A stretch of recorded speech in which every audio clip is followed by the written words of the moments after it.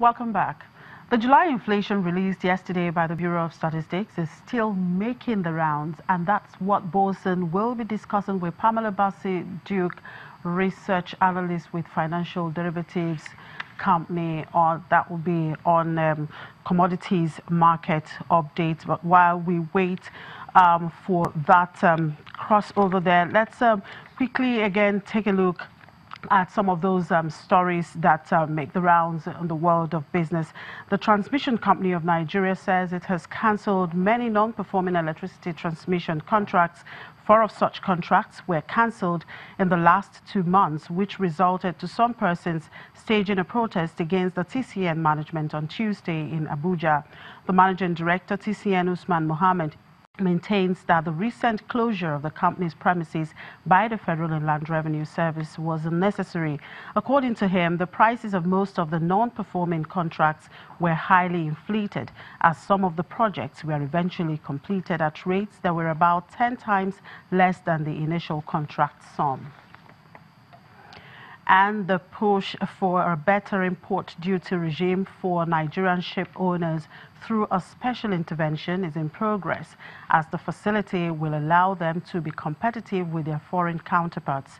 This is coming from the Director General of the Nigerian Maritime Administration and Safety Agency, NIMASA, who spoke to journalists at an event in Lagos.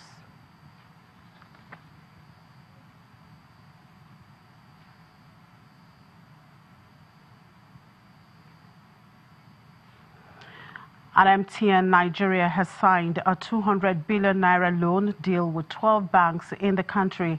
The loan, which is denominated in naira, comes with a 2-year moratorium and a 5-year repayment plan.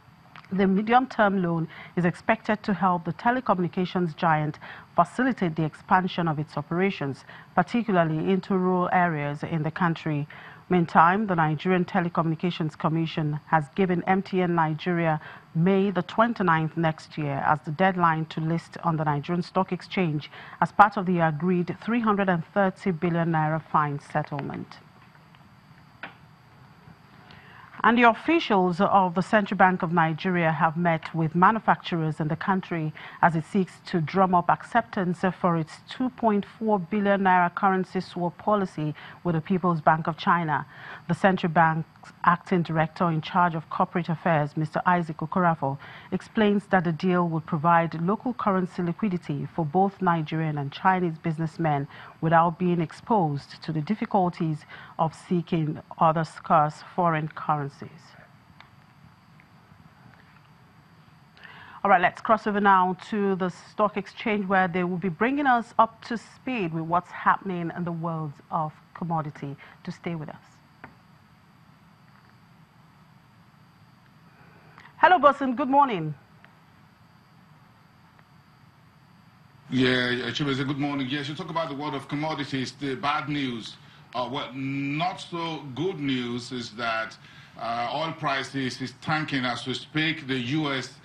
West Texas Intermediate around $64 a barrel. That's for October delivery, as well as the Brent is also down now to about $70.71 a barrel. That's, of course, because there are a number of issues around that, and I'm going to allow Pamela Bassi Duke, who is one of the economists and research analysts at Financial Derivatives, live here in the studios at the Stock Exchange, to bring us up to speed. What is good and what is not so good? Good morning, Pamela. Let's start with inflation was good. We'll talk about that in a few seconds. But when oil prices start falling from 74, 72 now to 70, I'm beginning to get a little bit uncomfortable. Is this the new level, 70, 71? Definitely. I mean, the lowest, the last time we saw oil as low as $70 per barrel was in April 2018, and then we've seen oil rise to a high of 79. Exactly.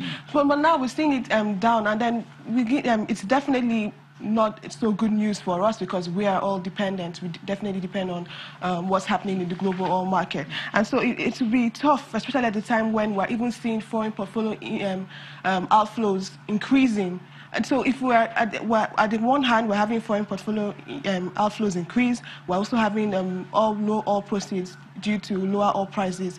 And then, of course, our production is not as high as 1.8 million barrels per day. I noticed that we're still below exactly. 1.6 or 1.67. It may begin to affect our external reserves level, and then of course that would also affect our naira, the ability for the CBN to defend the naira. So we would definitely see that. So people will start to will go short on the naira and then long on the dollar. So yeah, I already saw that on social media. Some folks are already saying, "Hey, look at the trend. Buy dollar now and short to the naira." And I said, that's not good news. Definitely not for the central bank and how to manage this. Definitely not good news. So that's definitely an issue we have to address. So. But again, let's go to what is the big story around inflation, which was out yesterday. A very good news as it were. Some folks think we shouldn't roll out the drums yet because September is just around the corner. But let's pour over this as part of your burning economic issues. Yeah, definitely. So we saw headline inflation decline to 11.14% yesterday, and then we saw that this is like the 18th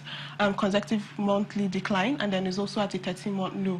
But then if you look at the rate of decline, we can see it's just 0.09%. So we're seeing that less than 1/10. Exactly. So we see that the rate of decline is beginning to thin out. So then it is just indicative of inflation reaching an inflection point, and then before we begin to see inflation begin to rise up again. So there's a possibility of an increase in inflation in August, but then we have to keep our eyes at it, because if you even look at the yes, we saw that food inflation declined. We saw that core inflation also declined month on month, still declined for the first time since February 2018. But then there's still issues in play. We see that FAC allocation, we saw an increase to 1.5 trillion.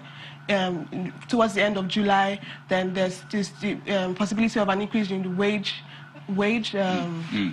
Salaries and wages. Exactly, minimum wage. Exactly. So all of this will increase in money supply, and then this could also affect inflation in the coming months. So that's something that the CBN needs to look into. Look at the cost of, and if you look at the total data from inflation, this morning the Bureau of Statistics also published new data about transportation and food prices. We saw things go down a little bit in July. But again, if you look at transportation, which is the major component of where we're going right now, there are some concerns that transportation costs could go high because of the Apapa gridlock. Yeah, definitely. So you agree with that? Yeah, I do agree with that. So that would even affect our August inflation numbers. So if we've seen that there's been an increase or a spike in haulage costs by 400% due to the Apapa gridlock we're having. So for them to transport goods from the Apapa port terminal to importers' warehouses, it takes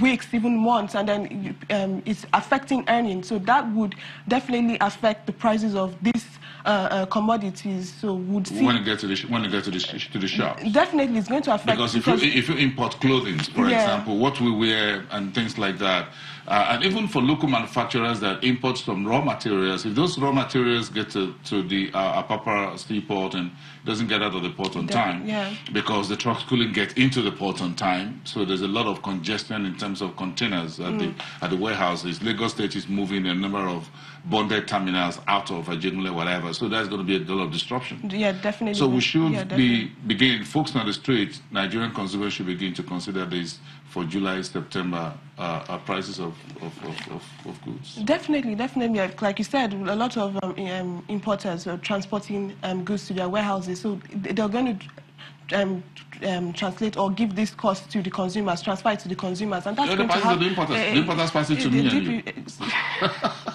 Yeah, they pass it to the importers. Yes. Because if it costs you XY to hire a truck, and now it's going to take longer days, so the guys who do the haulage business go to raise high. And when they raise that, the importer says, hold on a second, I've got to raise my cost as well. Then it goes all the way down to the supermarket and all the way to the street. So price of biscuits and things like that, flour, whatever, will go up. And that is something we should all think about. We haven't seen much of that in market prices for now, at least. For now we haven't. But then, who knows? In the coming months, we might begin to see that take effect. So.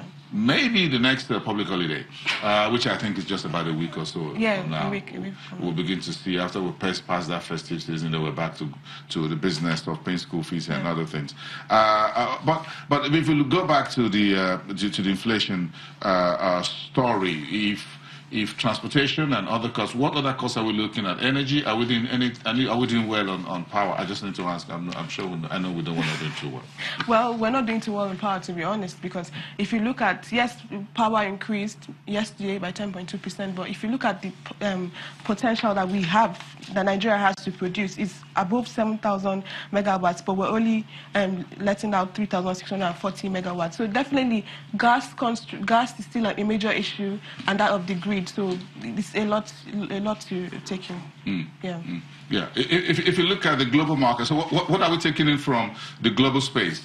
Yeah, definitely. So we're seeing that the commodities that we import are down. That's the wheat and the corn, and then so I'm also seeing that sugar too is up, surprisingly, but that's because Brazil, which is the major producer of this sugar, the farmers are beginning to abandon their sugar plants and then move on to production of soy. That's due to the fact that sugar prices were as low as 10.24 cents as at Tuesday.